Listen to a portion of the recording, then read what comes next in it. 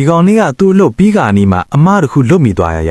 ဒါပေမဲ့ sorry လို့ပြောပြီးလက်မိုင်ချမ်းနေပဲအင်ရှင်တောင်ပစားအဟောင်းသားချစ်သွားရမယ် creative အဖြစ်တစ်ခုကိုထုတ်ပြလိုက်ပါတယ်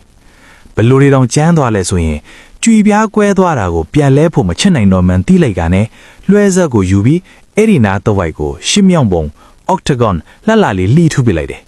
ပြီးတော့အကွဲတွေကိုတေးသေးလေးတွေထိအောင်ထူခွဲဘီလက်မြေအောက်ခံပေါ်မှာတစ်ခုချင်းစီ puzzle ဆက်တယ်လို့ပြန်စီတာဗျရိုးရိုးလေးမဟုတ်ဘူးနော်အယောင်သုံးမျိုးကိုအချိုးကျစီပြီးအလဲမှာရင်းနဲ့ရမ်းပုံလေးဖော်လိုက်တာကြည့်ရတာတကယ်ဒီဇိုင်းဆန်းလေးလိုဖြစ်သွားတာပဲ